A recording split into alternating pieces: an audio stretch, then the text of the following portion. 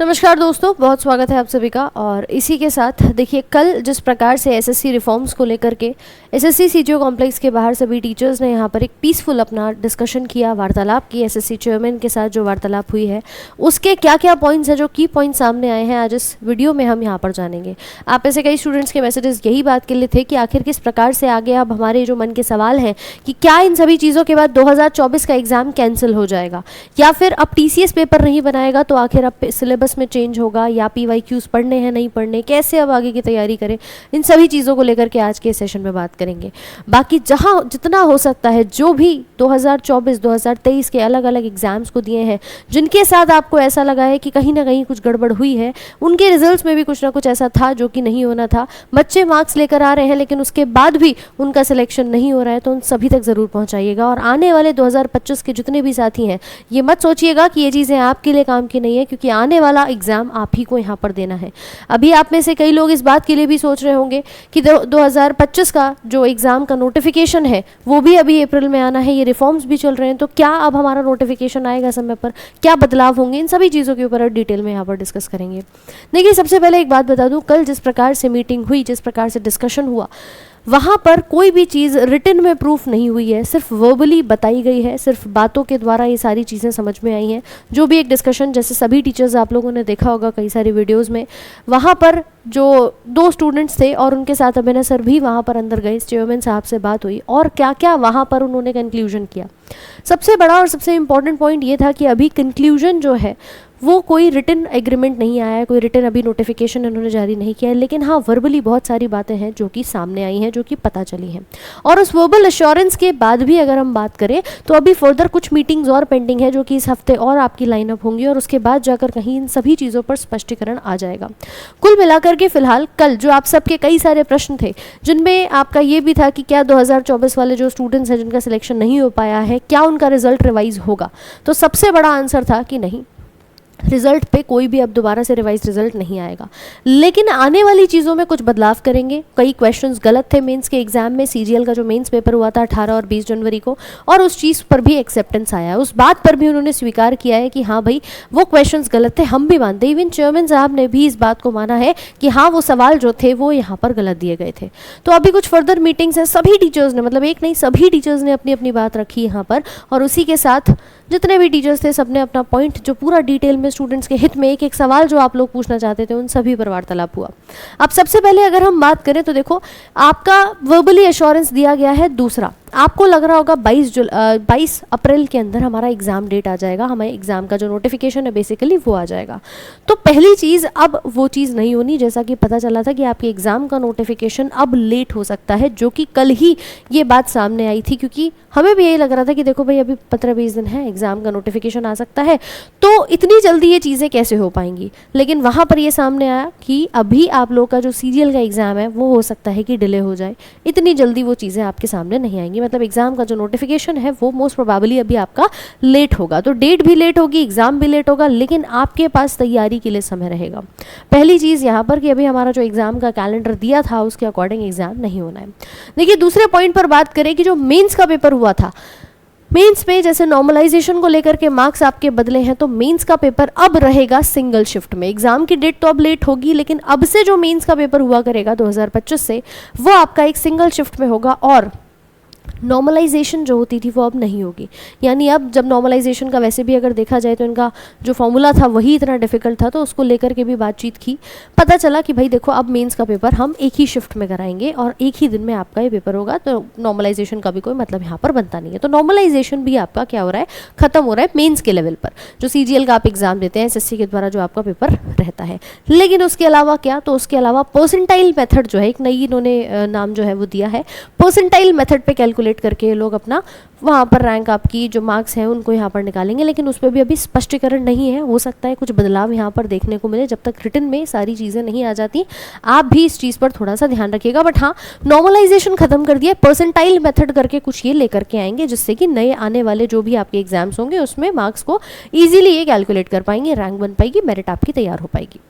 इसी के साथ बात करें एक अगले पॉइंट पर कि वेटिंग लिस्ट का इंतजार था कि क्या वेटिंग लिस्ट आएगी, तो भैया वेटिंग लिस्ट जो है वो नहीं आएगी। साफ मना कर दिया था कि देखिए उस पर तो हम नहीं बात कर सकते, 2024 का पेपर हो चुका है, ठीक है, लेकिन हाँ अगर आप कुछ चाहते हैं, कुछ अलग से कोई रिजर्व लिस्ट टाइप या कुछ अलग आप नाम उसको दे सकते हैं, उस पर ज़रूर सोचा जा सकता है, लेकिन अभी तक स्पष्टीकरण नहीं है। इस पर वेटिंग लिस्ट पर साफ मना कर दिया है कि वेटिंग लिस्ट कोई भी किसी भी प्रकार की आप लोगों के सामने नहीं आने वाली है, ठीक है। तो अगर हम बात करें, चलो मेथड आपने चेंज कर दिया, मेंस के लेवल पे मेथड आपने चेंज कर दिया, फिर आपने वेटिंग लिस्ट के लिए भी मना कर दिया, 2024 वाले इस चीज़ से जो इम्पैक्ट हुए हैं, ज़्यादा नहीं कहूँगी, लेकिन हाँ जो 3-4 हज़ार बच्चों के लिए जो फ़र्क पड़ा है, जिनके नंबर होते हुए भी वो नहीं अपना सिलेक्शन ले पाए हैं, दिक्कत वहाँ आएगी, दिक्कत उनको आएगी, ठीक है। उन्होंने कहा वेंडर जो है हम उसकी गलती मानते हैं, पिछली साल ही टर्म ओवर हो गया था TCS का, लेकिन फिर भी उन्होंने ही पेपर कंडक्ट किया, उन्होंने ही पेपर जो है वो यहाँ पर तैयार किया। अब पेपर के सवालों का लेवल आप देख रहे हो कि कहाँ पर MTS है, कहाँ CGL है, कहाँ CHSL है, सबके अंदर जो एग्जाम का लेवल है, जो क्वेश्चंस का लेवल है, वो कहाँ कितना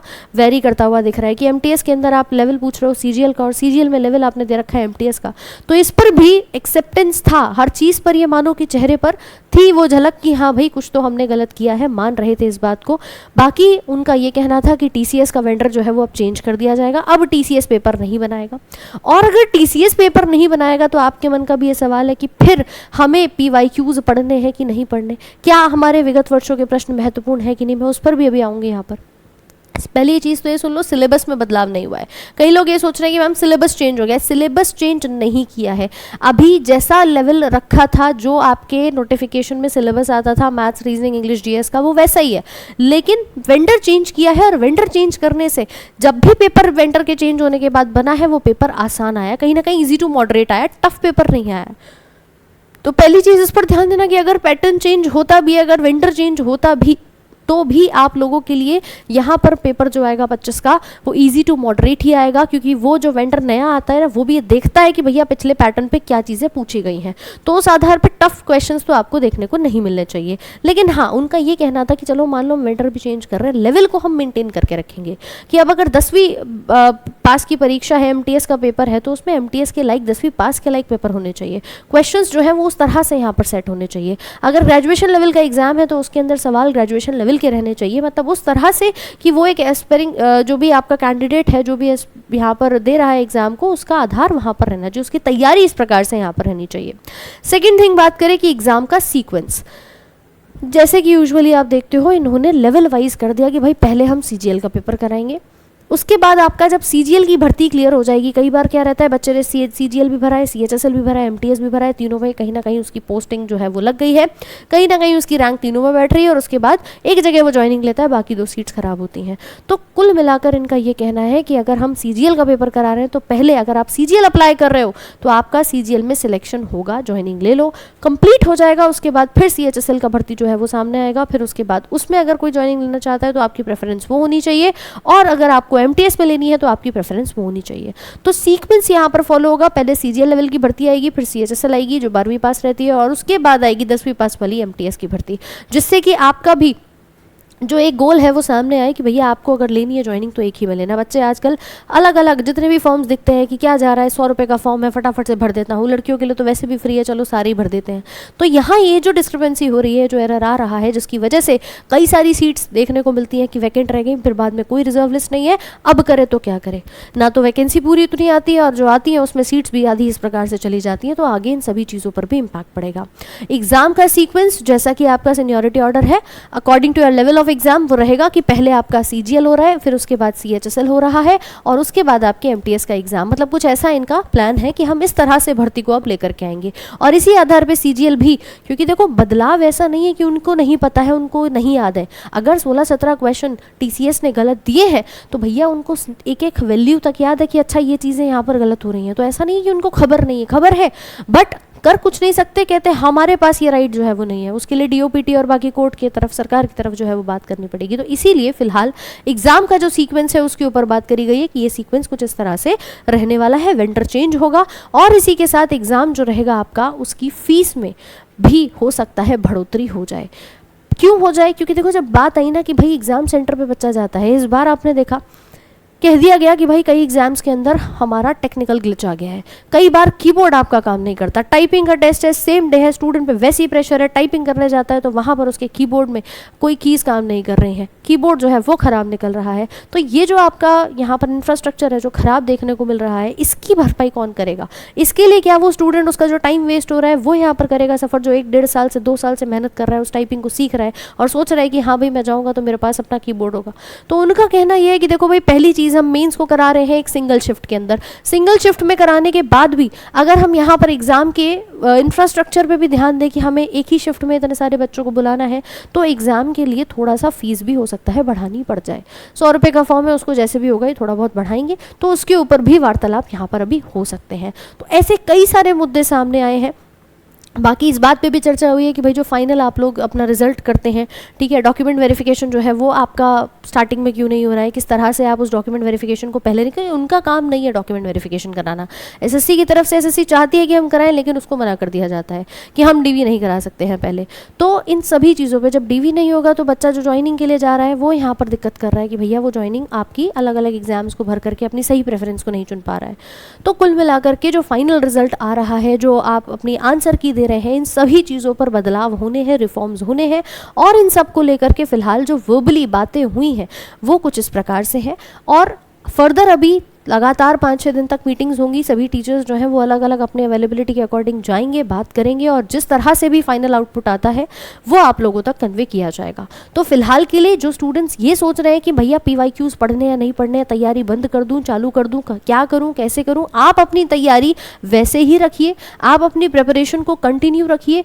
अपने नींव को, अपनी थ्योरी को स्ट्रॉन्ग रखिए। हमेशा तुमसे कहा है कि देखो रेलवे हो, SSC हो, जहाँ पर भी आपने टारगेट बनाया हुआ है, आपका थ्योरी पोर्शन जो है वो स्ट्रॉन्ग होना चाहिए। आपको ये पता है कि अच्छा 10वीं लेवल तक का एग्जाम आ रहा है, मुझे एनसीईआरटी कवर करनी है, देते तो एनसीईआरटी के अंदर से ही है। आपका जो बेस है, आपका जो बेसिक स्टैंडर्ड बुक है उसको आप फॉलो करो, थ्योरी पढ़ो, सवाल लगाओ, मोर देन इनफ है। और PYQs, इसमें 2 तरह के बच्चे रहते हैं, देखो फ्रेशर भी है, रिपीटर भी है। फ्रेशर ने हल्के हल्के सवाल करे हैं, थोड़ा थोड़ा पढ़ा हुआ है, रिपीटर पिछले 5 साल से अपना सारा कुछ याद करके बैठा है, उसको PYQs भी पता है, उसको वैसे भी अन्य सवाल पता है, थ्योरी भी पता है। तो एक लेवल को जांच करके तब पेपर सेट होगा। तो इसका मतलब ये बिल्कुल भी नहीं है कि तुम PYQs नहीं पढ़ोगे, देखोगे नहीं। देखिए, समझिए, प्रैक्टिस करिए और इसके अलावा आपके जितने भी सब्जेक्ट्स हैं उन सभी पर भरपूर अपना टाइम दीजिए। वैकेंसी थोड़ा सा लेट हो सकती है, लेकिन आप लोग अपनी प्रिपरेशन को बिल्कुल भी लेट मत करिएगा, उसको उसी अनुसार चलने दीजिएगा। तो भाई काफ़ी सारे मेथड्स हैं, देखो बदलाव होते हैं, हमेशा कहीं ना कहीं किसी एक चीज़ से पहल होती है, और अगर ये पहल यहाँ से हो रही है तो आप केवल और केवल अपनी तैयारी में जुट जाइए। पहल हो रही है, सभी टीचर्स आपके हक के लिए, आपकी लड़ाई के लिए। बच्चों को लग रहा था कि 2024 वालों के साथ गलत हो रहा है, किसी को लग रहा था 25 वाले इसमें आकर के क्या करेंगे। ये लड़ाई आपकी है और आपका रिप्रेजेंटेटिव बन करके अगर सभी शिक्षकगण यहाँ पर जा रहे हैं तो आप लोग भी इस बात को थोड़ा ध्यान में रखिए कि आप भी सपोर्ट में रहिए। केवल यहाँ कैमरे पर आकर बोलना ही सब कुछ नहीं होता, आपके लिए अगर जाना पड़ता है तो ग्राउंड पर भी सभी टीचर्स तैयार हैं। कल मैं भी गई थी रात तक, आप लोगों ने देखा होगा, सभी टीचर्स को कई बार सुबह से तो बिठाए रखा, कोई रिस्पॉन्ड नहीं किया, सभी काफ़ी परेशान रहे। लेकिन उसके बाद एट द एंड कहीं जाकर के चेयरमैन साहब से बातचीत हुई, सुनवाई हुई, तब जाकर के सामने आया कि अच्छा हाँ ये चीज़ें हो सकती हैं, वो भी अभी वर्बली है। इतना बात करने के बाद ये सारा आउटपुट निकल कर आया है। अब आगे क्या होता है, फर्दर क्या क्लैरिफिकेशन आता है, इन बातों पर भी थोड़ा ध्यान देना होगा। आप अपनी प्रिपरेशन में लगिए, अपने बेसिक स्टैंडर्ड बुक्स को फॉलो कीजिए, चीज़ें होंगी तो देखो आपके लिए भी अच्छी होंगी, ठीक है। एग्जाम का लेवल अब ये मत सोचना हमारे लिए डिफिकल्ट हो जाएगा। अपनी जो एग्ज़ाम का आपका ग्रेजुएशन लेवल है, 10वीं है, 12वीं है, आप बस उस चीज़ पर अपना ध्यान दीजिए और प्रिपरेशन में लग जाइए, ठीक है। बाकी जो भी अपडेट रहती है आप सभी तक कन्वे की जाएगी। आप लोग बाकी जानकारी के लिए चैनल को फॉलो और सब्सक्राइब कर लेना, एंड रिमेनिंग जो भी पार्ट रहेगा वो आपको वीडियो के माध्यम से बता दिया जाएगा। Thank you so much.